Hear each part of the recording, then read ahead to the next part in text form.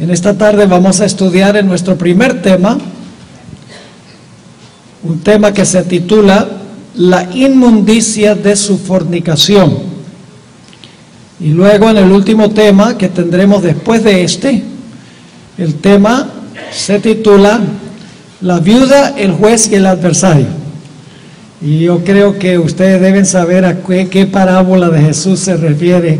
Eso es una parábola que encontramos en Lucas, el capítulo 18. Pero ahora queremos estudiar el tema, la inmundicia de su fornicación. Y antes de hacerlo, queremos pedir la bendición del Señor, como siempre hacemos. Les invito a inclinar sus rostros conmigo y vamos a elevar una oración a nuestro Dios. Dios nuestro y Padre, venimos ante tu augusta presencia, tributándote la honra, la gloria, la alabanza que tú te mereces, como el gran soberano del universo. Te damos gracias por el privilegio que nos concedes de acercarnos con confianza a tu trono. Pedimos que esta oración sea purificada y limpiada por los méritos de la sangre de Jesús. Y por eso escuches nuestra oración. Esta tarde vamos a abrir una porción de tu palabra y pedimos la compañía de tu Espíritu Santo por medio del ministerio de tus ángeles. Te ruego que nos ayudes a concentrarnos, que nos des entendimiento, que nos des corazones tiernos y que nos des la valentía de compartir lo que vamos a estudiar, pues estamos viendo señales en este país del cumplimiento de lo que vamos a estudiar. Acompáñanos pues, reclamamos la promesa de tu presencia, porque te lo pedimos en el nombre de Jesús. Amén. Vamos a comenzar nuestro estudio esta tarde en Apocalipsis, el capítulo 17 y los versículos 1 y 2. Apocalipsis 17 y los versículos 1 y 2. Son dos versículos muy bien conocidos, indudablemente, pero vamos a leerlos de nuevo. Vino entonces uno de los 7 ángeles que tenía las 7 copas y habló conmigo diciéndome: ven acá y te mostraré la sentencia contra la gran ramera, la cual está sentada sobre muchas aguas. Ahora, antes de leer el versículo 2, queremos formular la pregunta: ¿qué representa en las profecías una mujer? Una mujer representa o simboliza la iglesia. Una mujer pura, como la de Apocalipsis 12, que está vestida del sol, representaría una iglesia pura. Pero aquí no tenemos una iglesia pura. Aquí tenemos una mujer que dice es, ¿qué cosa? Una gran ramera. Debe significar una iglesia que se ha prostituido. Ahora, la pregunta clave es: ¿cómo se prostituyó esta iglesia? ¿Cómo fue que esta iglesia se tornó fornicaria o ramera? El versículo 2 explica cómo esta iglesia se volvió ramera. Dice en el versículo 2 del capítulo 17: con la cual han fornicado los reyes de la tierra, y los moradores de la tierra se han embriagado con el vino de su fornicación. ¿Cómo se tornó ramera o prostituta esta mujer? Se tornó así porque cometió adulterio. ¿Con quiénes? Cometió adulterio con los reyes de la tierra. Es decir, es un sistema que unió la iglesia con el Estado, el poder religioso con el poder civil. Cuando esta mujer se vinculó con los reyes de la tierra, se tornó ramera o se tornó prostituta. Y por eso debemos preguntarnos en esta tarde, ¿qué relación debe existir entre el poder civil y el poder religioso? ¿Debe haber una relación entre la iglesia y el Estado? Es la pregunta que debemos hacernos. El mejor lugar para saber cómo debe relacionarse la iglesia con el Estado lo encontramos en una conversación de Jesús con los líderes judíos de su época. Mateo 22 y el versículo 15 al 21 nos describe esta conversación del Señor Jesús con los líderes religiosos. Vamos a comenzar en Mateo 22, 15. Entonces se fueron los fariseos y consultaron cómo sorprenderle en alguna palabra, es decir, tenían malas intenciones. Y le enviaron los discípulos de ellos con los herodianos diciendo, y ahora fíjense la hipocresía, Maestro, sabemos que eres amante de la verdad y que enseñas con verdad el camino de Dios y que no te cuidas de nadie porque no miras la apariencia de los hombres. Mire cómo le están halagando a Jesús, pero es pura hipocresía. Dinos pues, ¿qué te parece? ¿Es lícito dar tributo a César o no? Es decir, ¿es lícito pagarle impuestos al poder civil, sí o no? Pero Jesús, conociendo la malicia de ellos, les dijo, ¿por qué me tentáis, hipócritas? Mostradme la moneda del tributo. Y ellos le presentaron un denario. Entonces les dijo, ¿de quién es esta imagen? Es decir, la cara de quién está en esta moneda y la inscripción, el nombre de quién. Le dijeron, de César. Y les dijo, dad pues a César lo que es de César y a Dios lo que es de Dios. Pregunta, ¿hay algo que nosotros le debemos a Dios? ¿Hay algo que le debemos a Dios? Sí. ¿Hay algo que le debemos a César o al poder civil? Sí. Porque Jesús dijo, dad pues a César lo que es de César y a Dios lo que es de Dios. Le debemos algo a César o al poder civil y le debemos algo a Dios o a la iglesia. Ahora, en términos financieros, ¿qué le debemos nosotros a Dios? El diezmo. ¿Y qué le debemos al poder civil o a César? Los taxes. No nos gusta, pero le debemos los taxes o los impuestos. Ahora yo pregunto, ¿sería legítimo que la iglesia tomara los diezmos y se los diera al poder civil? ¿Sería aceptable que el poder civil tomara de los fondos de los taxes para darle a la iglesia? No. Eso sería entremezclar los asuntos de la iglesia con los asuntos del Estado. El poder civil con el poder religioso. Jesús estaba diciendo, le debemos algo a Dios y le debemos algo a César. Separados, no juntos. Es lo que estaba enseñando Jesús. Es decir, según Jesús, la iglesia tiene su lugar y el Estado también tiene su lugar. Ambos fueron establecidos por Dios. Pero la pregunta clave es, ¿qué puede exigir César y qué es lo que nos exige Dios? Para eso necesitamos ir al libro de Deuteronomio, el capítulo 4 y el versículo 13. Deuteronomio 4 y el versículo 13. Allí nos está hablando de los 10 mandamientos. Y quiero que noten algo muy interesante cuando se describen los 10 mandamientos.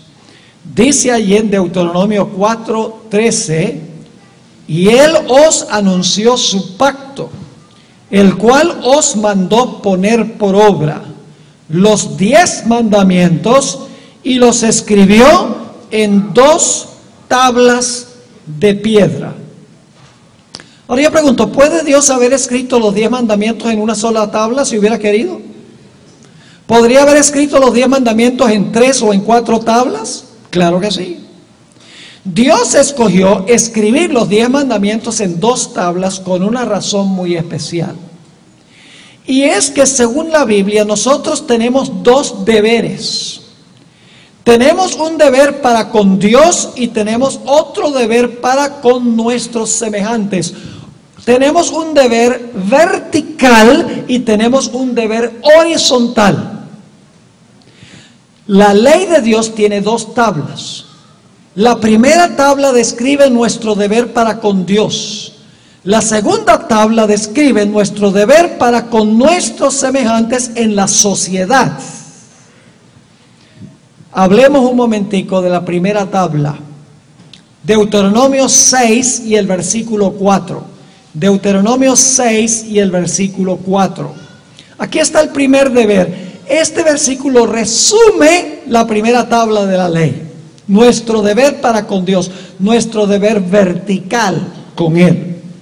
Dice en Deuteronomio 6:4: y amarás a Jehová tu Dios de todo tu corazón y de toda tu alma y con todas tus fuerzas. Eso resume la primera tabla de la ley. Amor supremo para con Dios. La primera tabla de la ley le pertenece solo a Dios, no le pertenece al poder civil. El primer mandamiento dice: no tengas otros dioses. El segundo mandamiento dice: no hagas imágenes que rebajen tu concepto de Dios. El tercer mandamiento dice: respeta el nombre de Dios. Y el cuarto mandamiento dice: respeta el día de Dios.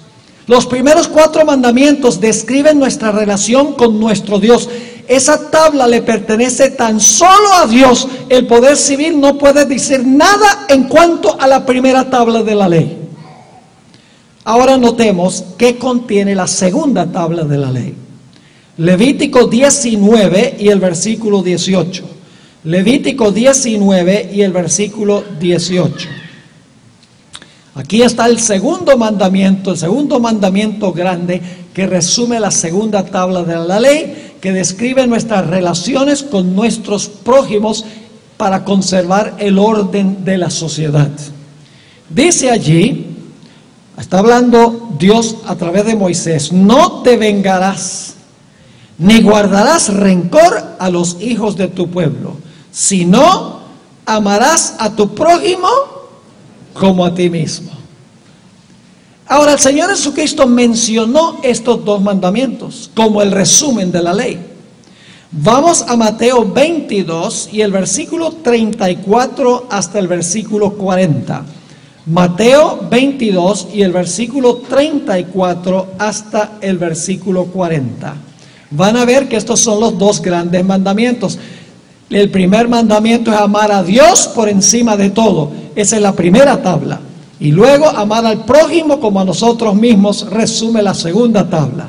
La primera tabla le pertenece solo a Dios. El poder civil no puede decir nada en cuanto a la primera tabla.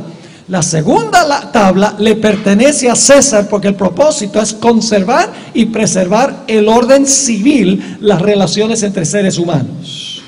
Dice Mateo 22:34: entonces los fariseos, oyendo que había hecho callar a los saduceos, se juntaron a una.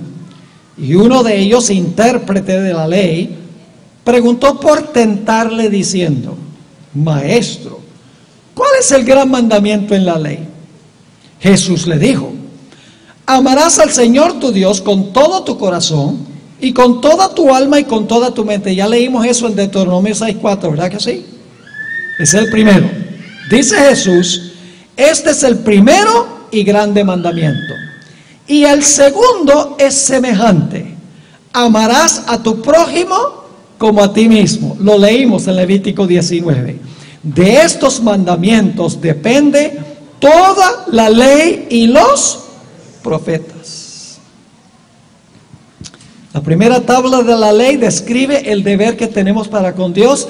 El poder civil no puede decir nada en cuanto a eso. Si yo quiero tener otros dioses, el poder civil no me puede decir que yo no puedo. Algún día me las arreglaré con Dios, pero el poder civil no puede hacer nada. Si yo quiero adorar esa cámara que está ahí, yo lo puedo hacer. Porque el poder civil no puede decirme que yo no puedo adorar esa cámara, porque es un deber que yo le debo a Dios. Si yo quiero mal usar el nombre de Dios, lo puedo hacer. Claro, algún día tendré que responderle a Dios, pero el poder civil no me puede castigar por emplear mal el nombre de Dios. El poder civil tampoco puede hacerme nada por quebrantar el sábado, porque el sábado es un deber que yo tengo para con Dios, no para con el Estado. Es decir, los primeros 4 mandamientos le pertenecen solo a Dios. El poder civil no puede tener nada que ver con los primeros 4 mandamientos de la ley de Dios. Describen mi relación vertical con el Señor. Pero la segunda tabla de la ley, el poder civil sí puede intervenir en la segunda tabla de la ley. Yo pregunto, ¿el gobierno tiene derecho de proteger a los padres de hijos abusivos? Sí, señor. ¿El gobierno tiene derecho de castigar a una persona que mata a otra? ¿El gobierno tiene derecho de mantener el matrimonio como lo estableció Dios? No lo está haciendo, pero es un deber de la sociedad salvaguardar el matrimonio para el bien de la sociedad. Sí, señor. Si una persona roba, ¿el poder civil tiene derecho de castigar al ladrón?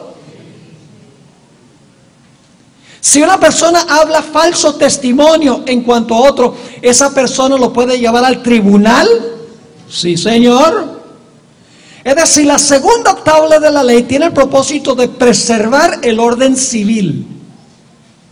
La familia, la vida, la propiedad, la reputación, los padres. Es el deber del gobierno civil hacer cumplir la segunda tabla de la ley. Pero el poder civil no puede decir nada en cuanto a la primera tabla de la ley. ¿Me están entendiendo lo que estoy diciendo? Ahora, ¿saben lo que es interesante? El Señor Jesucristo, todas las acusaciones que le lanzaron en contra, tenían que ver tan solo con la primera tabla de la ley. A Jesús nunca se le acusó de abusar a sus padres. A Jesús nunca se le acusó de matar a nadie. A Jesús nunca se le acusó de cometer adulterio. A Jesús nunca se le acusó de ser ladrón.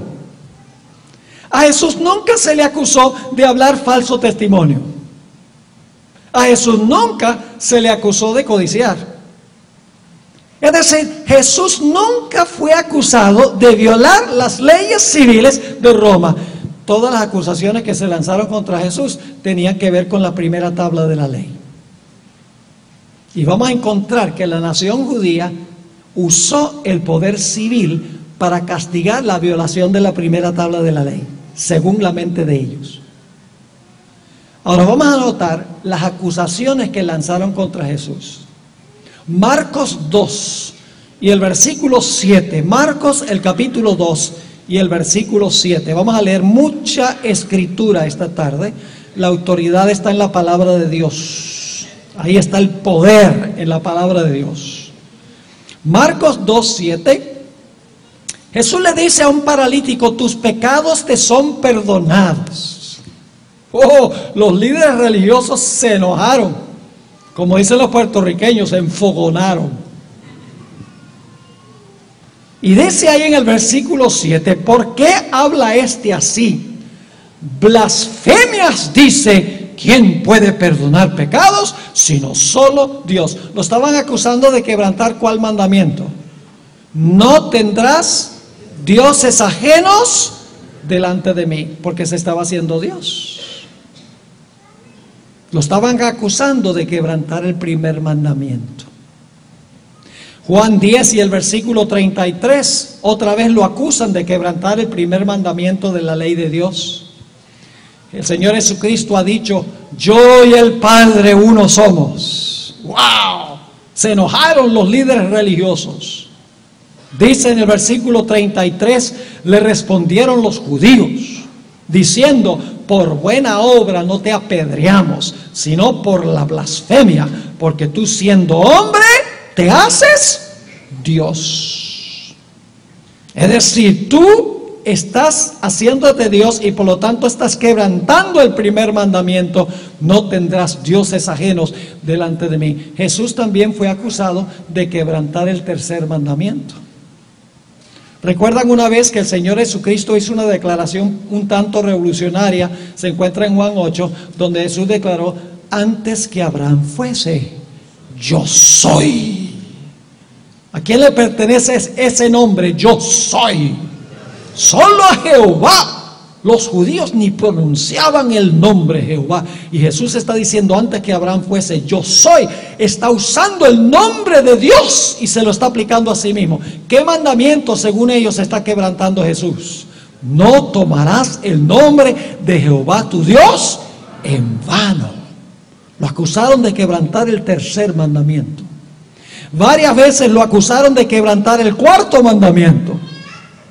Encontramos en Juan 9 y el versículo 16, si van conmigo allí, el siguiente capítulo, eso de Abraham, antes que Abraham fuese, yo soy, se encuentra en Juan 8, 58 y 59, pero en Juan 9 y el versículo 16, el Señor Jesucristo acaba de sanar a un ciego de nacimiento.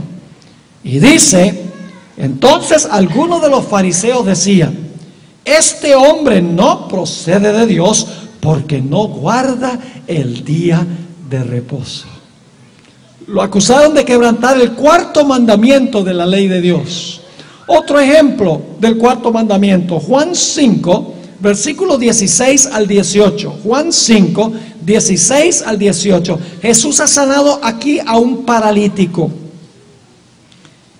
Y los judíos persiguieron a Jesús por haber sanado en sábado, que no era prohibido por la Biblia, pero era prohibido por las leyes que ellos habían inventado.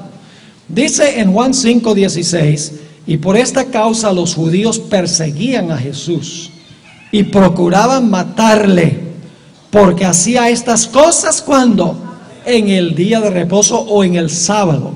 Y Jesús les respondió: mi Padre hasta ahora trabaja y yo trabajo.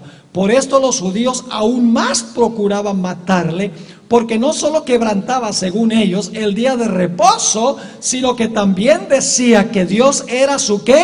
Su propio Padre, haciéndose igual a Dios. ¿Cuáles fueron todas las acusaciones que lanzaron contra Jesús? Todas tenían que ver con la primera tabla de la ley. La iglesia de la época lo acusó de quebrantar la primera tabla de la ley. Nunca fue acusado de quebrantar las leyes civiles de César. Todas las acusaciones es que él estaba quebrantando la tabla de la ley que tenía que ver con su relación con su Padre Celestial, con su Dios. Ahora es interesante notar lo que en realidad querían los judíos. ¿Saben lo que querían los judíos? Ellos querían que Jesús tomara las riendas del poder civil para imponer su religión.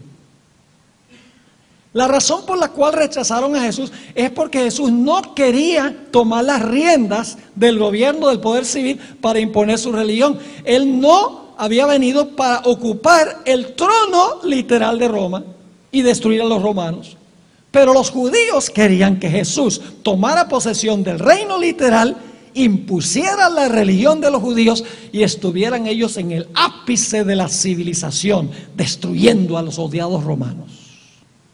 Encontramos varios ejemplos de cómo el diablo quería que Jesús tomara las riendas del poder civil para imponer su religión.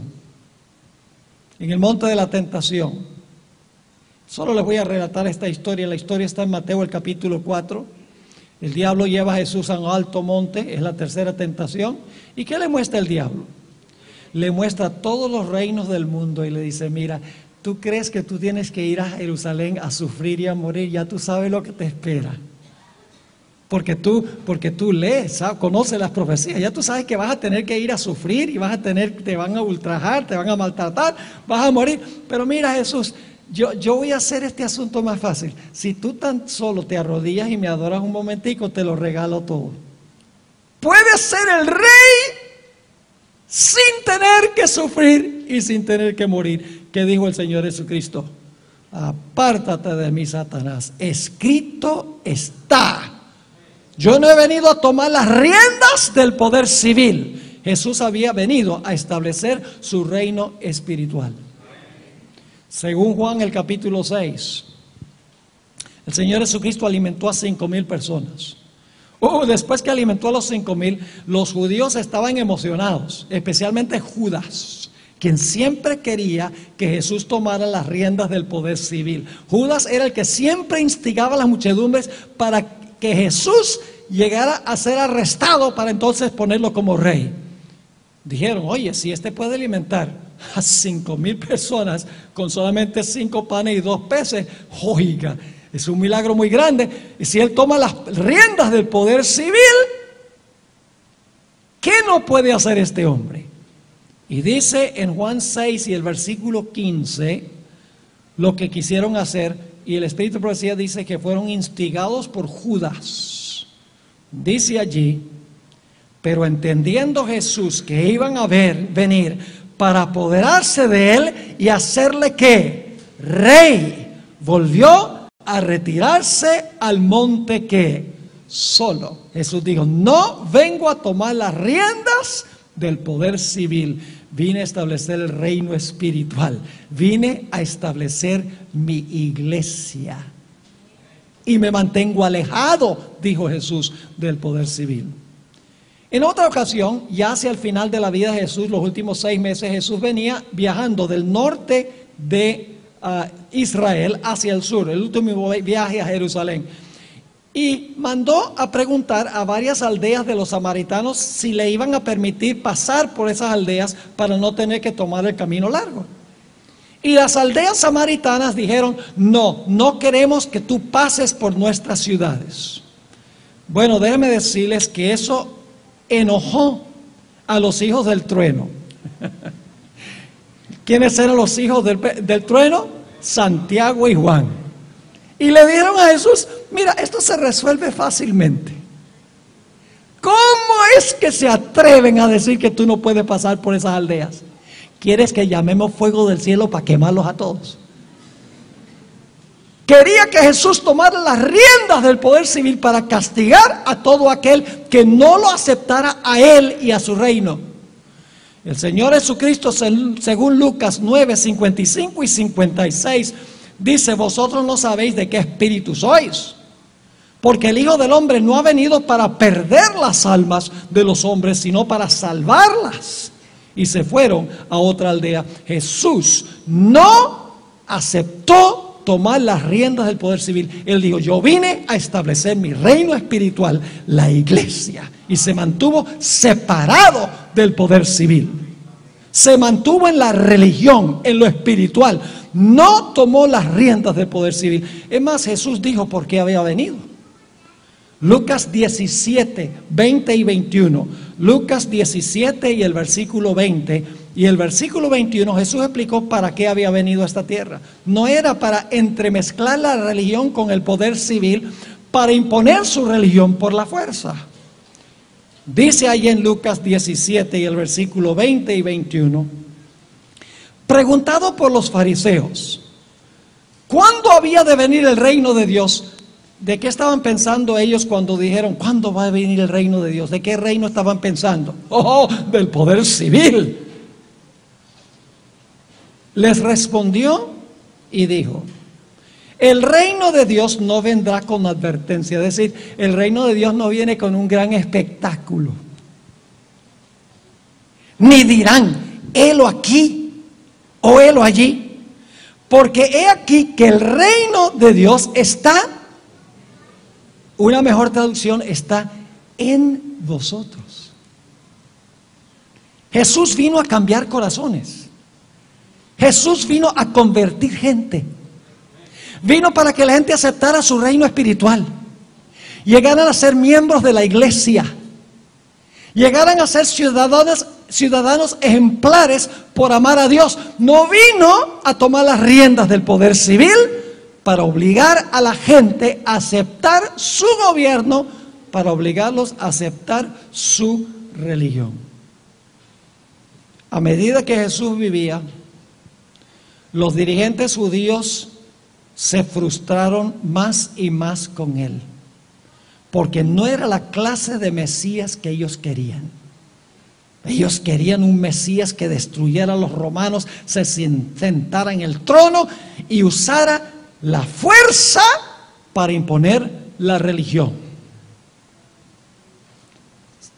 Más o menos 6 meses antes de Jesús morir, el Señor Jesucristo realizó el más grande milagro, según el deseo de todas las gentes, de todo su ministerio.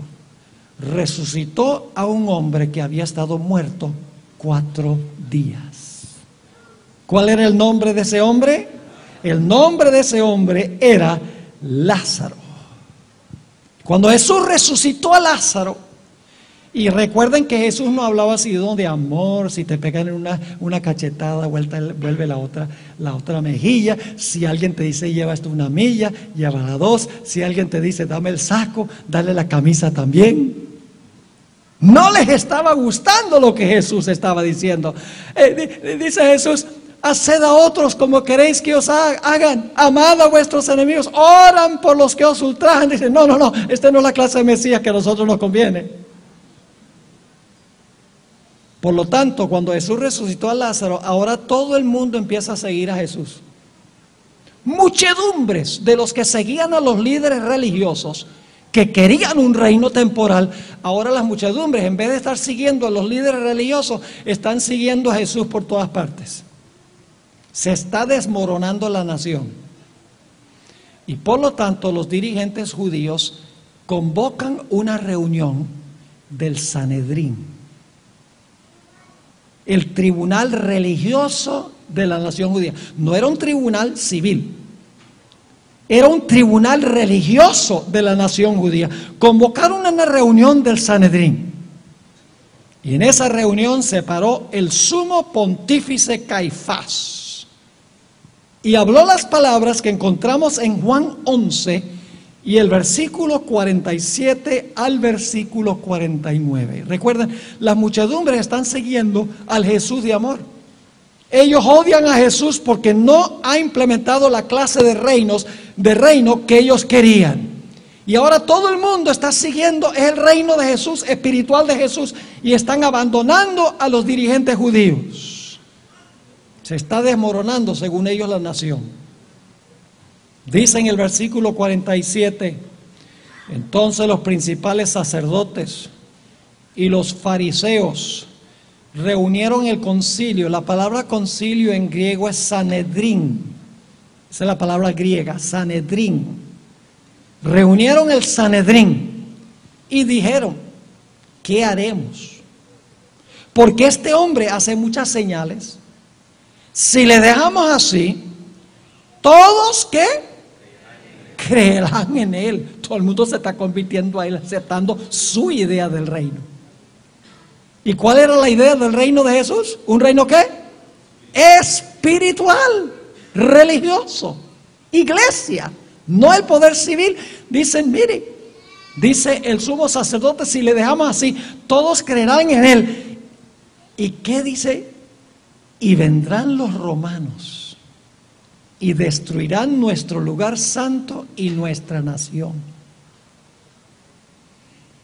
Era una reunión de seguridad nacional, national security. Tenían miedo de que si todos aceptaban el reino espiritual de Cristo, se iba a desvanecer la nación, se iba a disipar la nación.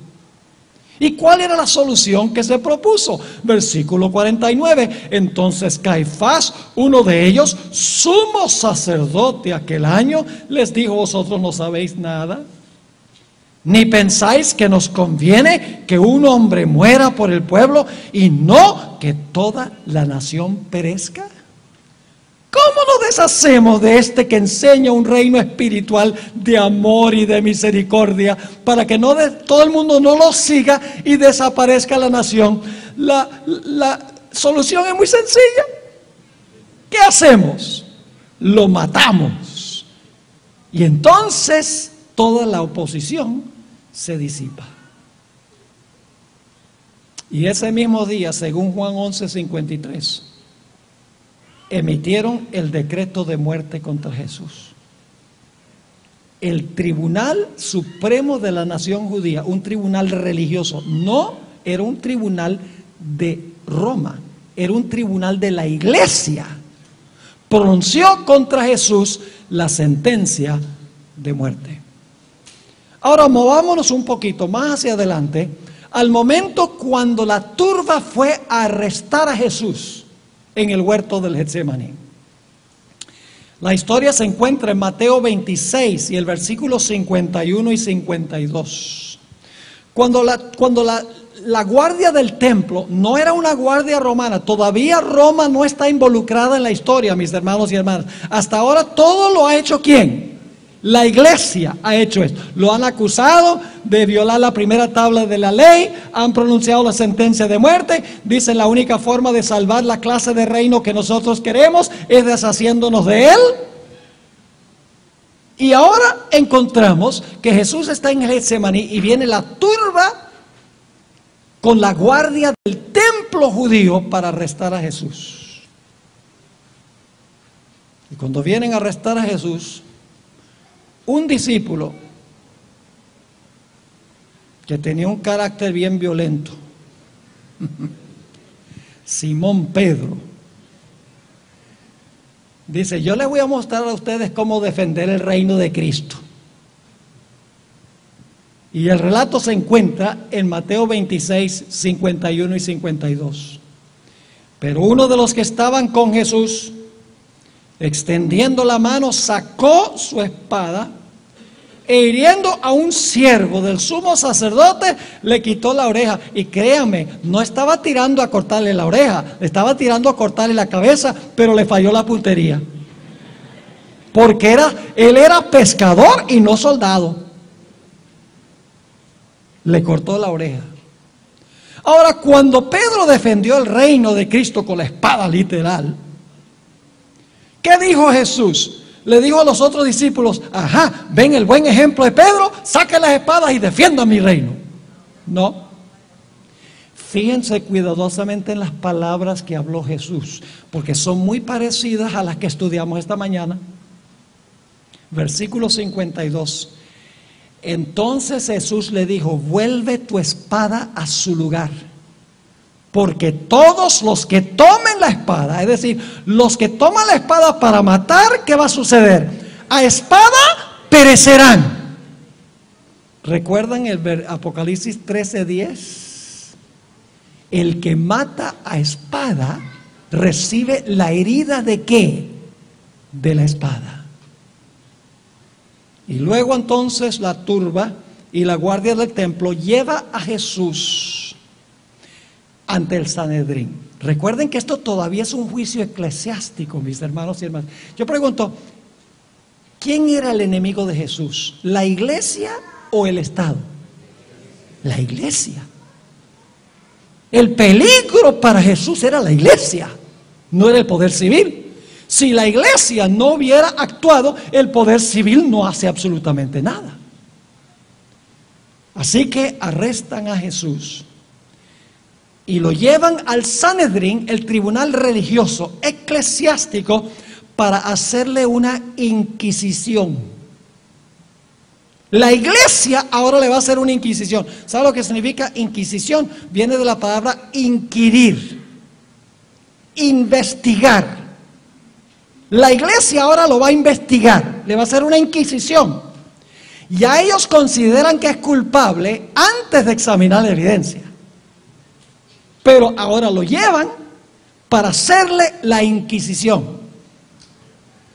En Mateo 26 y el versículo 57 encontramos ese detalle. Dice: los que prendieron a Jesús le llevaron al sumo sacerdote Caifás, es decir, al sumo pontífice Caifás lo llevan, que es el líder máximo de la religión judía, a donde estaban reunidos los escribas y los ancianos. Yo pregunto, ¿hay allí en esa reunión algún magistrado del gobierno civil? No.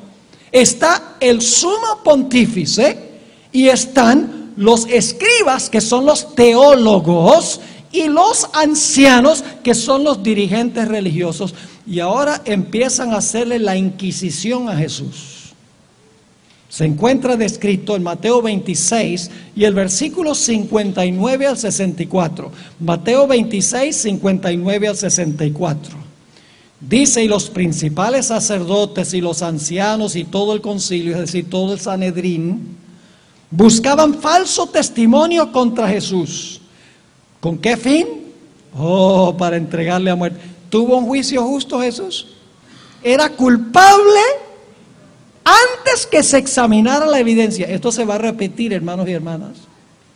Toda esta historia que estamos estudiando se va a repetir. Versículo 60. Y no lo hallaron, aunque muchos testigos falsos se presentaban.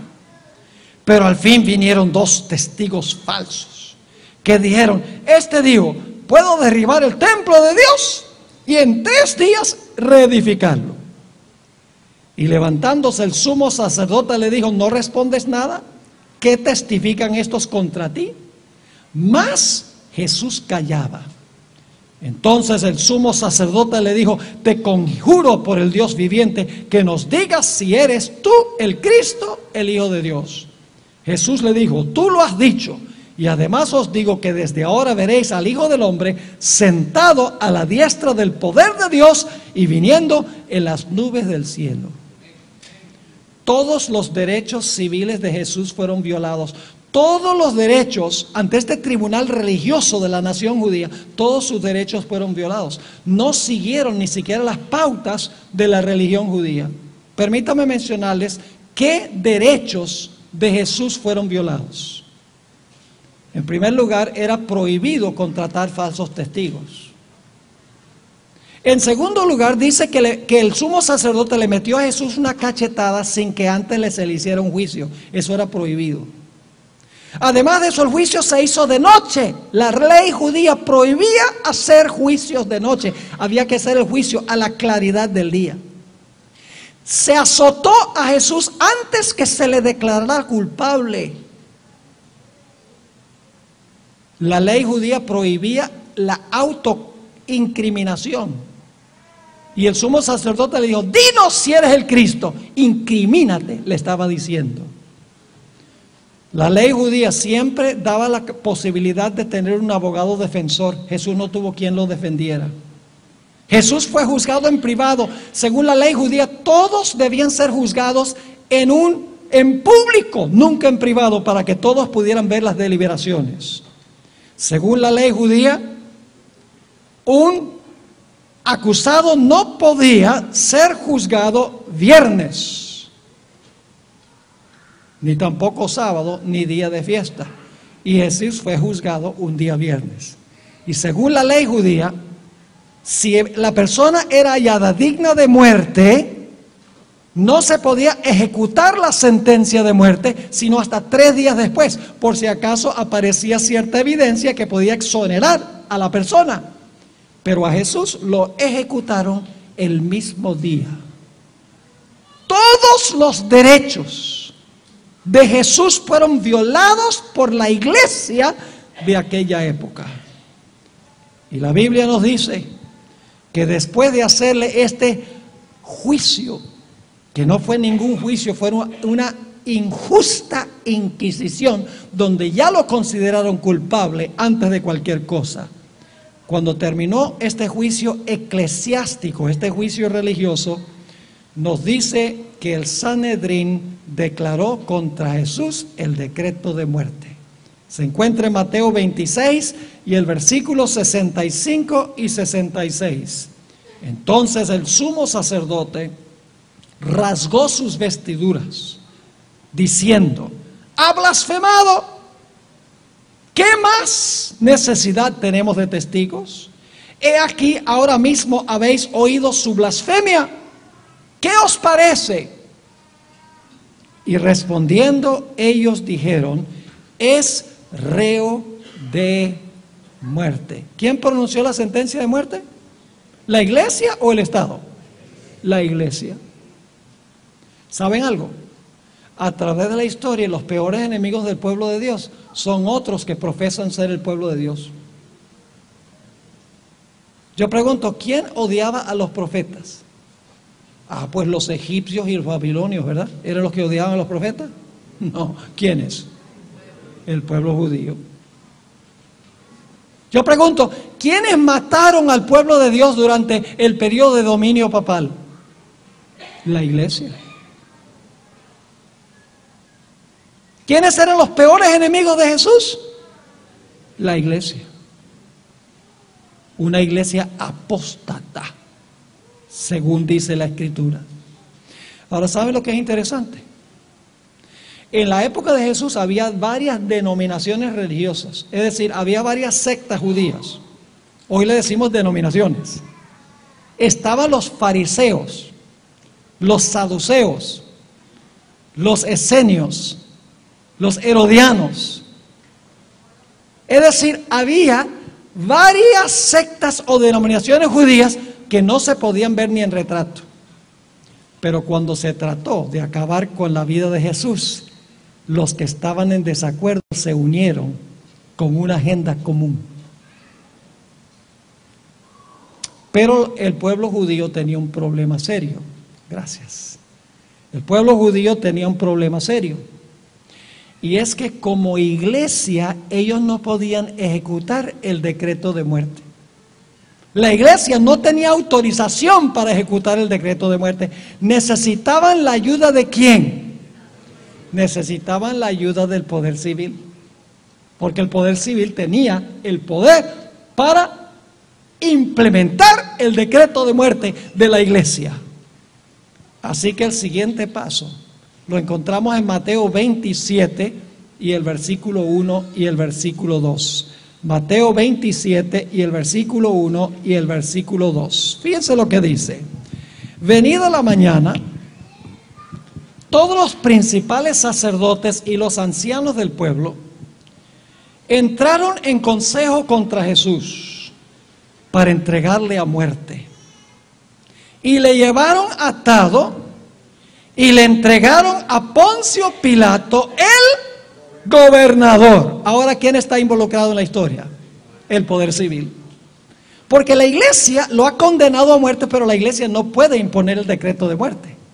Necesitan apelar al poder civil para que el poder civil mate a Jesús por sus objeciones religiosas contra Jesús. No porque violó ninguna ley civil de Roma, sino porque según ellos violó la religión de ellos. ¿Me están entendiendo? Juan 18 y el versículo 28. Juan 18, 28 demuestra la hipocresía que tenía esta gente, la iglesia de la época. Era la iglesia, mis hermanos y hermanas. Juan 18 y el versículo 28. Llevaron a Jesús de casa de Caifás al pretorio, es decir, el palacio donde estaba Pilato. Era de mañana. Y ahora escuchen esto. Y ellos no entraron en el pretorio para no contaminarse, pero estaban por derramar sangre inocente y así poder comer la Pascua. Entonces salió Pilato a ellos y les dijo: ¿qué acusación traéis contra este hombre? Por el tono de voz de Pilato, ellos sabían que Pilato desde un comienzo no iba a creer nada de lo que iban a decir.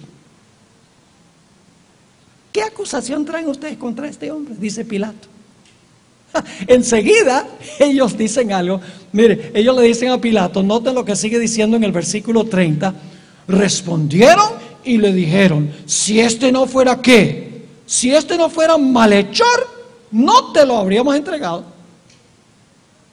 Porque Pilato ha dicho: ¿qué acusación traen ustedes contra este hombre? Y a mí me parece que este hombre es inocente. Ellos dicen: mira, si no fuera malhechor, nosotros no te hubiéramos traído a este hombre. Aquí te lo traemos.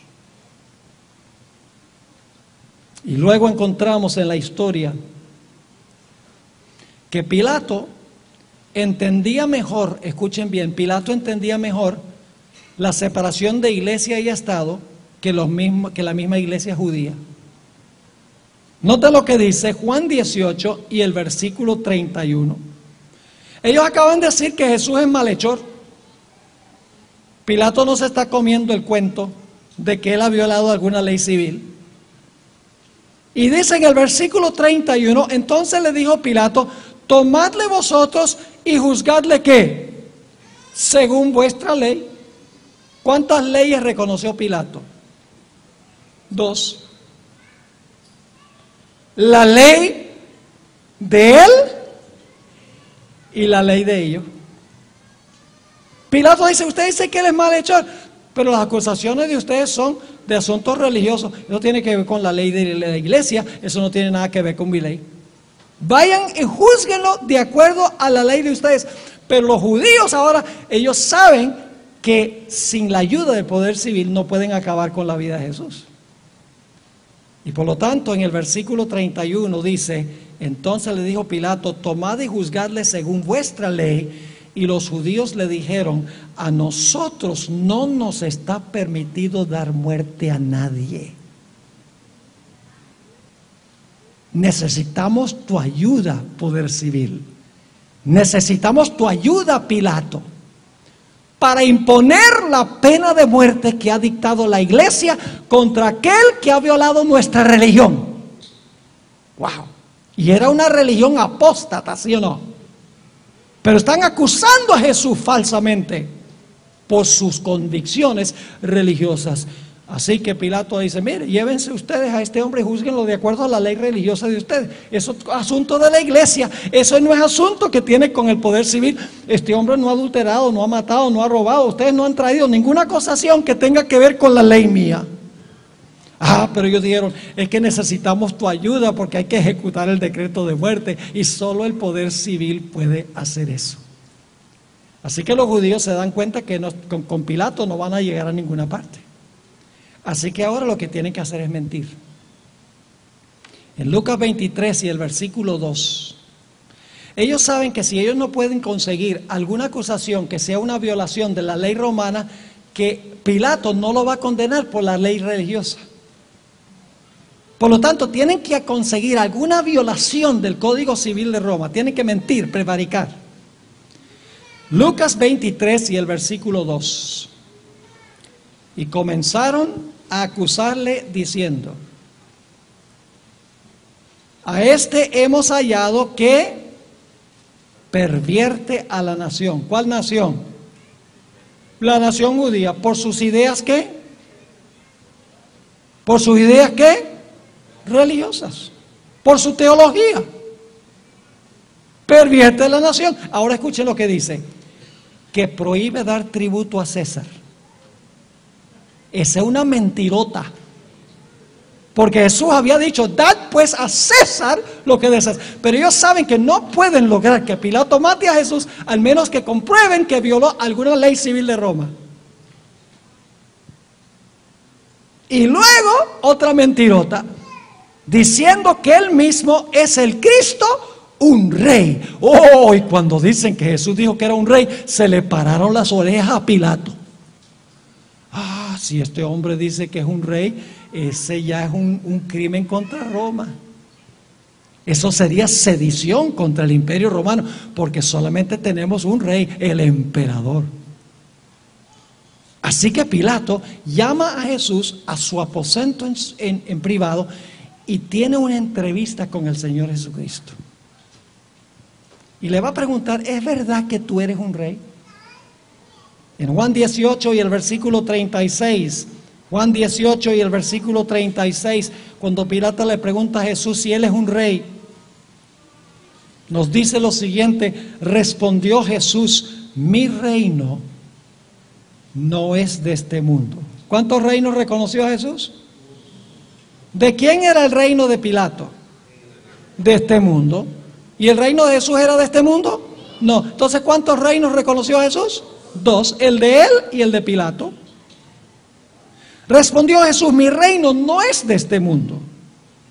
Si mi reino fuera de este mundo, si Jesús hubiera querido establecer un reino temporal aquí, ¿qué hubiera pasado? ¿Mis servidores qué? Pelearían, ¿con qué? Con la espada. Muy bien, mis servidores pelearían para que yo no fuera entregado a los judíos, pero mi reino no es de aquí. Termina la entrevista, Pilato dice: este hombre no es ningún riesgo. Qué mentirosos son esos judíos, la iglesia. Mentiroso. Porque él no es rey de este mundo. Él no es ningún riesgo para el emperador. Y por lo tanto, Pilato sale y 3 veces en público proclama que Cristo es inocente. Públicamente. Vamos a leer esos 3 textos.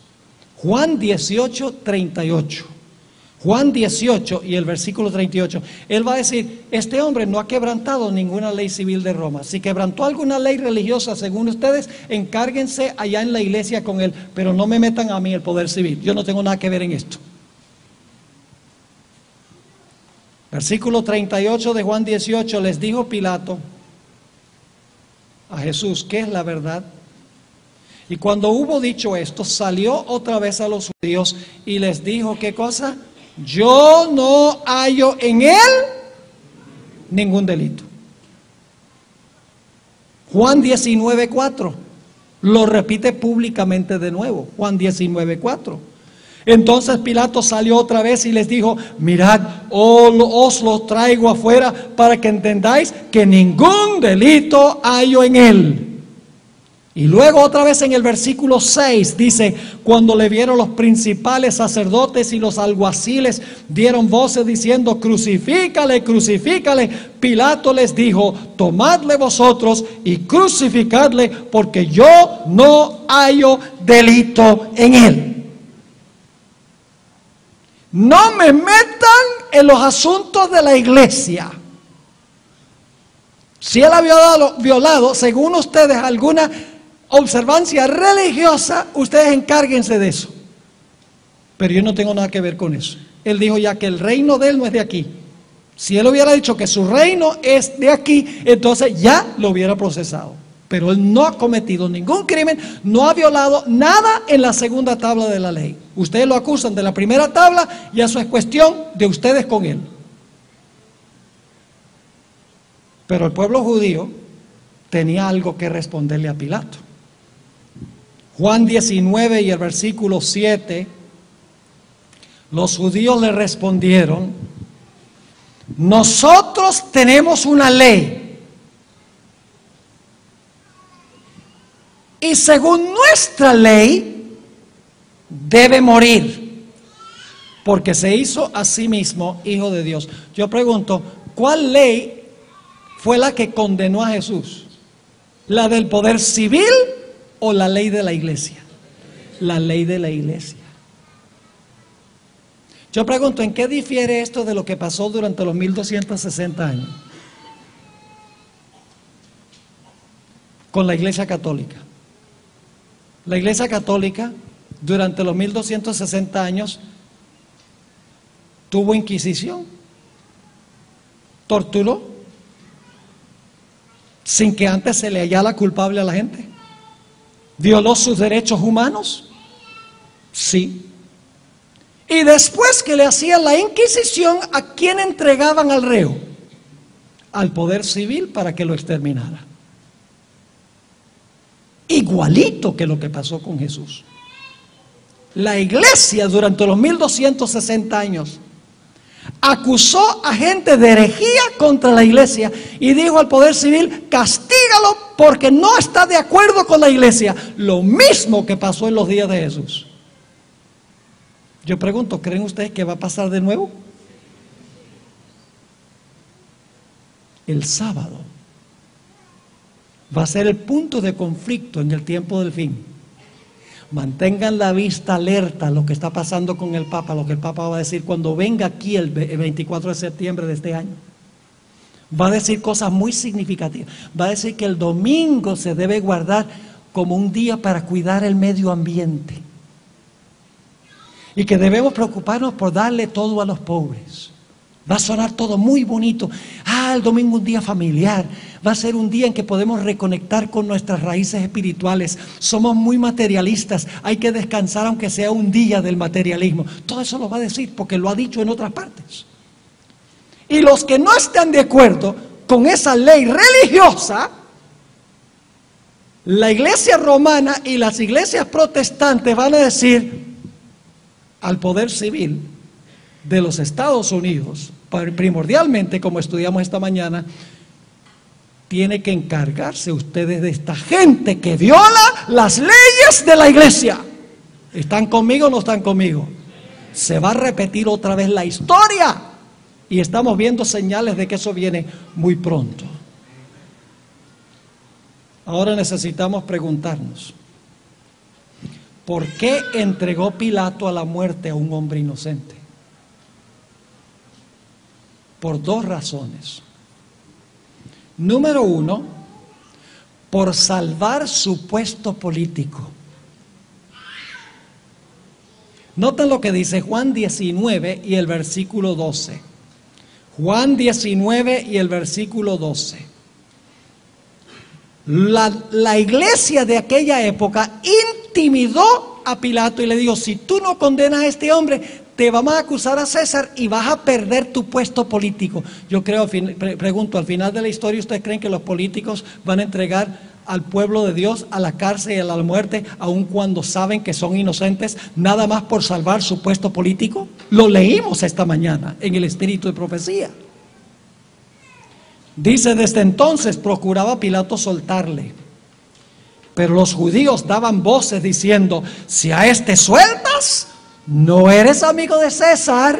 Todo el que se hace rey, a César se opone. Te vamos a acusar. ¿Y César qué va a hacer? César te va a quitar tu puesto político. Vas a perder tu posición política. Y Pilato se siente intimidado. Pero hubo una segunda razón. Y es que Pilato tenía miedo de un tumulto. ¿Saben ustedes cuáles eran los enemigos en realidad de Jesús? No era el pueblo, eran los pastores de la época. Los pastores de la época, los sacerdotes, los escribas, los ancianos, fueron los que instigaron al pueblo a que clamara por la sangre de Jesús. Vamos a leerlo. Mateo 27 y el versículo 20. Mateo 27 y el versículo 20. Dice, pero los principales sacerdotes y los ancianos son líderes religiosos, ¿verdad? Pero los principales sacerdotes y los ancianos persuadieron ¿a quién? A la multitud que pidiese a Barrabás y que Jesús fuese ¿qué? Que Jesús fuese muerto. ¿Están captando el cuadro? Según esto, ¿quiénes fueron los que instigaron al pueblo a clamar por la muerte de Jesús? Los líderes religiosos de la época, porque Jesús no cuadraba con su idea de la religión. Ahora escuchen lo que voy a decir. El pueblo judío llegó un momento en que cometió fornicación. ¿Qué dijimos que nosotros era? ¿Qué es la fornicación? Según dijimos cuando comenzamos el tema esta tarde. Es cuando una iglesia se vincula ¿con qué? Con los reyes de la tierra. Yo pregunto, ¿con quién debe estar casada la iglesia? Con Cristo. ¿Qué pasa cuando la iglesia se vincula con los reyes de la tierra para que ellos hagan lo que Cristo debe hacer? Eso se llama fornicación. Eso es lo que la iglesia romana quiere. Quiere usar el poder civil para imponer su religión. No depender de Cristo para cambiar los corazones, sino usar la fuerza para obligar a la gente a seguir la religión. Le voy a leer ahora del momento cuando la nación judía cometió fornicación. Se tornó fornicaria. Juan 19 y el versículo 13 al 15. Juan 19 y el versículo 13 hasta el versículo 15. Pilato presenta a Jesús y a Barrabás lado a lado. Y dice entonces Pilato, oyendo esto, llevó fuera a Jesús y se sentó en el tribunal en el lugar llamado el Enlosado, y en hebreo Gábata. Era la preparación de la Pascua y como la hora sexta. Entonces dijo a los judíos: he aquí vuestro rey. Aquí está el esposo de ustedes, aquí está el rey de ustedes. Pero ellos gritaron: fuera, fuera, crucifícale. Pilato les dijo: ¿a vuestro rey he de crucificar?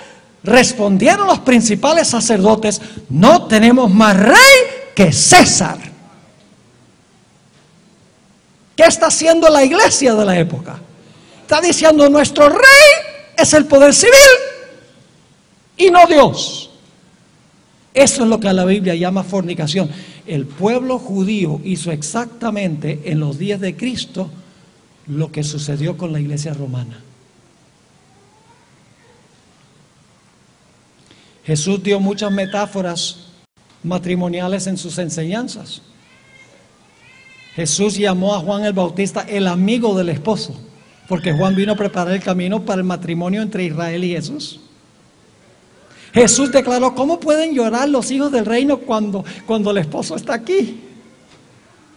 Jesús dio la parábola de las 10 vírgenes, la parábola de la fiesta de bodas. Habló mucho del matrimonio porque Jesús había venido a casarse con su pueblo, y ellos, en vez de casarse en matrimonio espiritual con Jesús, dijeron: no con él, con el rey, con César. Fornicación. La iglesia uniéndose con el poder civil.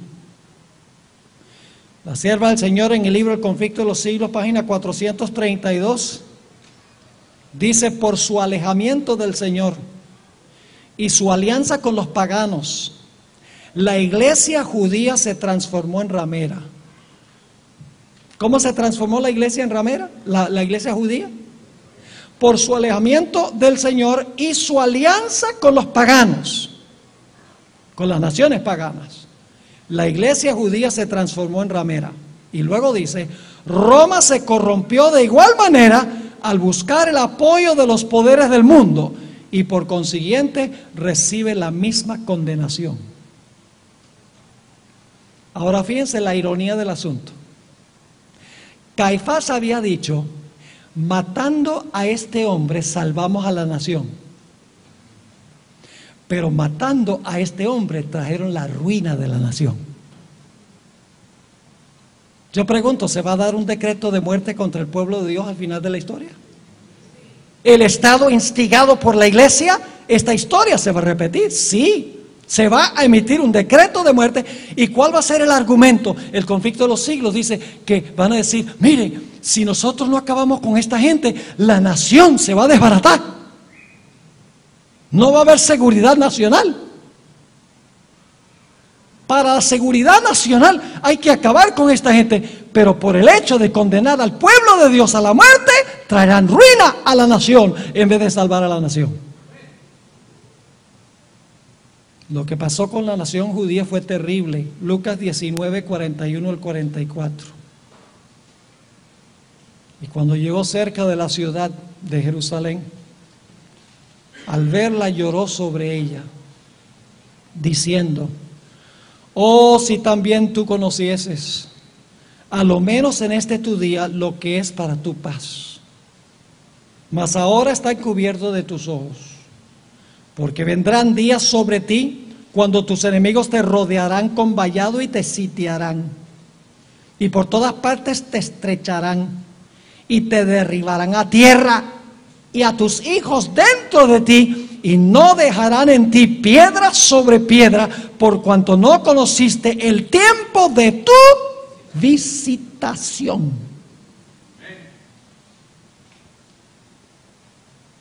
La apostasía nacional llevó a la ruina nacional. Ahora necesitamos mencionar 2 o 3 cosas más antes de terminar. Hablemos ahora de lo que sucedió después que Jesús ascendió al cielo. El Señor Jesucristo le había dicho a sus seguidores: recibiréis poder cuando haya venido sobre vosotros el Espíritu Santo, y me seréis testigos en Jerusalén, en toda Judea y en Samaria y hasta lo último de la tierra. Jesús le dijo a sus seguidores: salgan y prediquen el Evangelio. Yo pregunto, ¿Jesús le dio a sus seguidores una espada para vencer? Sí, Señor. El Espíritu Santo se derramó y el Espíritu Santo le dio una espada. ¿Cuál es la espada del Espíritu?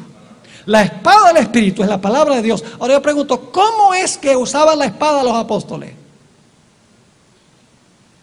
¿Cómo se usa la espada del Espíritu? ¿Atravesándole el corazón a los que no aceptan la religión de Cristo?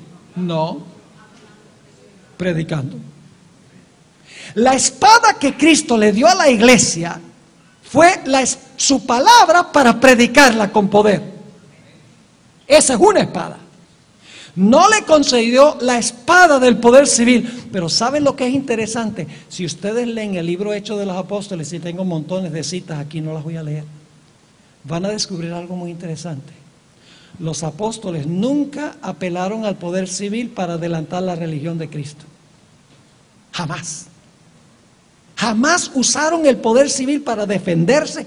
Pablo lo metieron a la cárcel. Pablo nunca reprendió a la nación romana.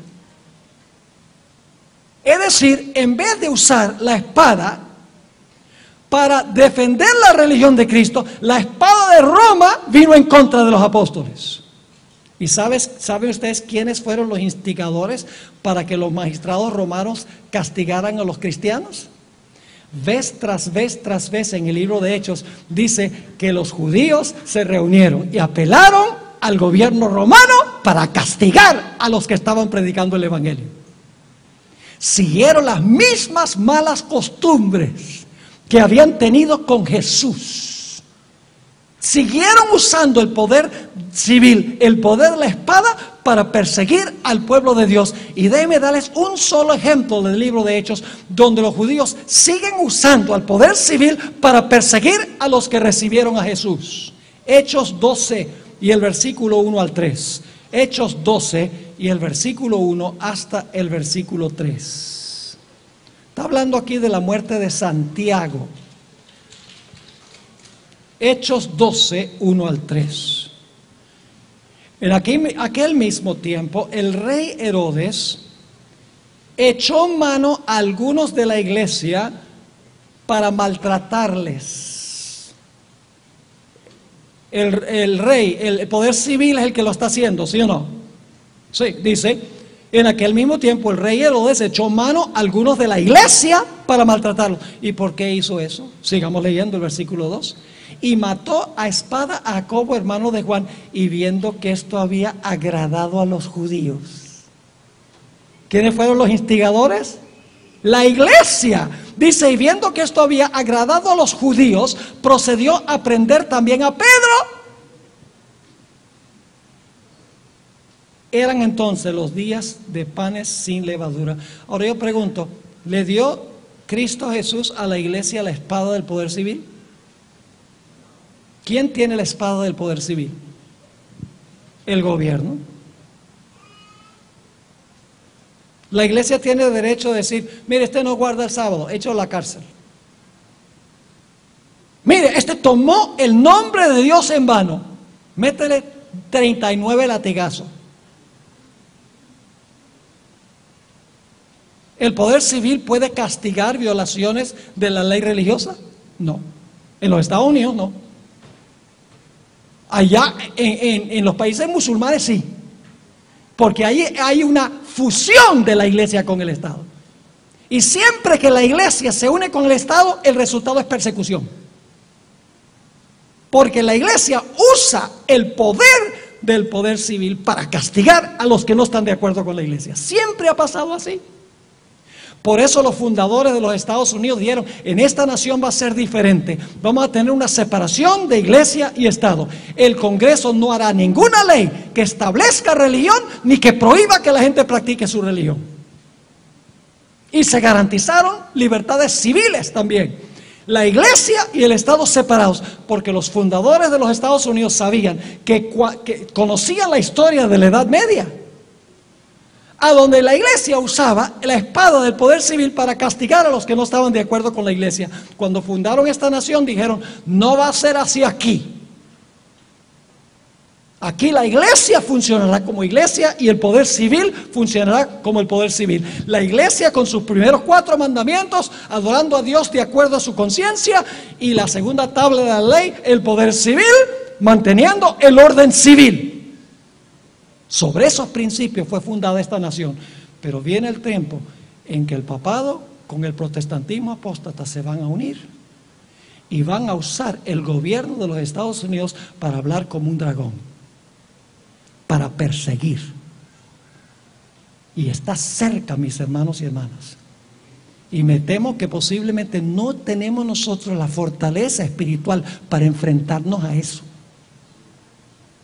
Tenemos que sentarnos a estudiar. Tenemos que orar como nunca. Tenemos que pedir la dirección de Dios para ver si Él quiere que sigamos viviendo en la ciudad. Es un tema controversial. Uno lo menciona y la gente dice, oh, ese es disidente, porque dice que se debe mudar al campo. La hermana White desde 1903 ha recomendado eso. No salir a la loca. Orar, pedir dirección de Dios, hacerlo sabiamente. Lugar donde haya buena tierra para sembrar, donde haya agua, donde esté cerca, donde se pueda ir a la ciudad a testificar. Hay muchas pautas. Hablarle a la gente sobre estas cosas. El mundo necesita saber. Nuestros políticos en Washington están engañados. Están maravillados con Francisco I. ¿Sí o no? Tuvo una reunión de gobernadores y alcaldes la semana pasada. Oiga, el alcalde de Nueva York, de Blasio, y el gobernador de California, Jerry Brown. Hoy salieron unos artículos que yo leí esta tarde. Óigame, maravillándose. Esto es lo más maravilloso del mundo. Es la autoridad moral más grande del mundo. Yo les digo cuál es la autoridad moral más grande del mundo. El santo libro de Dios. No es ningún hombre, especialmente un hombre pecaminoso. Hablemos un momento del final de la historia. Este es un mensaje que ahora voy a compartir para los dirigentes civiles del mundo. Cuando Pilato estaba por entregar a Jesús a la muerte, le llegó un mensaje de su esposa. Y el mensaje de la esposa decía: Pilato, no tengas nada que ver con este hombre, porque es inocente. No lo condenes.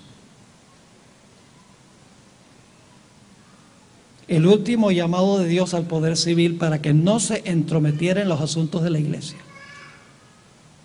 Pero Pilato, por temor a perder su posición política, como sucederá al final de la historia, y por complacer a las muchedumbres, instigados por los líderes religiosos,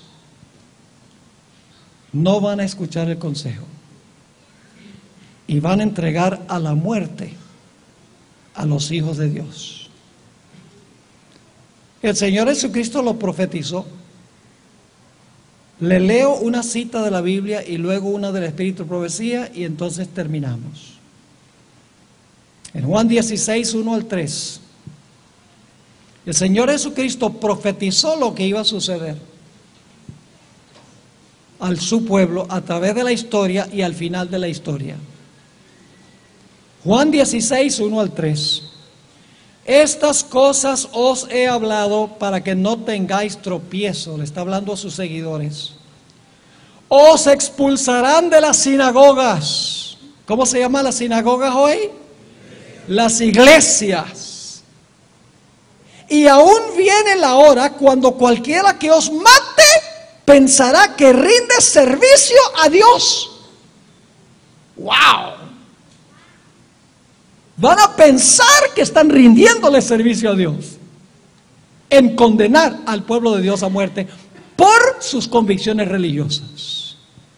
Pero Jesús dice, y harán esto porque no conocen al Padre ni a mí, aunque profesan creerlo. La última cita viene del Espíritu de Profecía. Lamentablemente la busqué, no está en ninguna fuente en español. Yo la traduje, Review and Herald, abril 14, 1896. Una cita impactante. Dice la sierva del Señor, las fuerzas de las tinieblas se unirán. ¿Quiénes son las fuerzas de las tinieblas? Satanás y sus ángeles. Las fuerzas de las tinieblas se unirán con agentes humanos que se han entregado al control de Satanás. Y ahora escuchen. Y se revivirán las mismas escenas que ocurrieron cuando Jesús fue juzgado, rechazado y crucificado. ¿Se qué? Se revivirán las mismas escenas que ocurrieron cuando Jesús fue juzgado, rechazado y crucificado. ¿Se va a repetir la historia de Jesús en su pueblo? Sí, Señor. Y ahora escuchen. Al entregarse a las influencias satánicas, los hombres se transformarán en demonios. Y aquellos que fueron creados a imagen de Dios, los que fueron formados para honrar y glorificar a su Creador, se convertirán en habitación de dragones. Y ahora escuchen, y Satanás verá en una raza apóstata su obra maestra de maldad, seres humanos que reflejan su propia imagen. ¡Wow! Habrá dos grupos: los que reflejan perfectamente la imagen de Jesús y los que reflejan perfectamente la imagen de Satanás. Y esa será la guerra final. No va a ser una guerra por el petróleo ni de ISIS contra Estados Unidos. La guerra va a ser los justos contra los injustos. La guerra va a ser los fieles contra los infieles, los santos del Altísimo contra los impíos, los que guardan los mandamientos de Dios y la fe de Jesús y tienen el testimonio de Jesucristo. Y algunos dicen, ay pastor, a mí me da miedo, ojalá que el Señor me ponga a descansar antes de eso. Hermanos y hermanas, no se imagina ustedes lo que significa vivir para vindicar el carácter de Dios. Óigame, hermanos, qué tremendo privilegio vivir en el mundo en su peor condición y pararse en pro de la verdad, como los tres jóvenes en el valle de Dura, como Daniel ante el foso de los leones, y decir, yo amo tanto a Jesús, soy tan leal a Él, que aunque tenga que morir, muero por amor a Él. Esa es la clase de persona que Dios quiere que nosotros seamos. No va a suceder viendo televisión,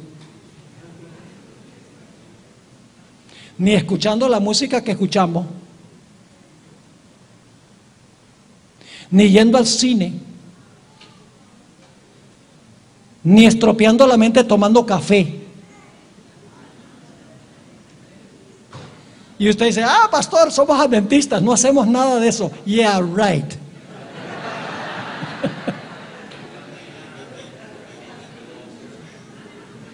Y yo decía esta mañana, al pastor vos lo tildan de fanático. Hay lugares donde me tienen cerradas las puertas, donde no me permiten entrar. Pues el pastor Borges es un fanático, es un extremista, porque él dice que ya no hay no debemos tomar café. Entonces yo me imagino que el café se convirtió.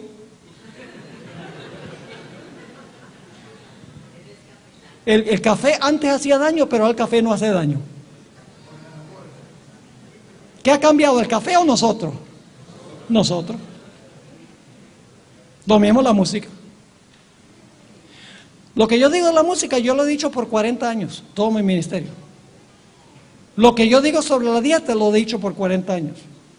Lo que yo digo del cine lo he enseñado por 40 años. Yo tengo cassettes viejísimos que ya no están amarillos, donde ustedes pueden escucharlo. Yo no he cambiado. Pero ¿saben por qué me ven al extremo?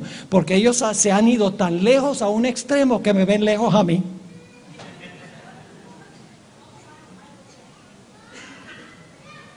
Mis hermanos y hermanas, apelo a ustedes. No salgamos de aquí y seamos los mismos que hemos sido siempre. Consagrémonos a Dios. Seamos gente de oración.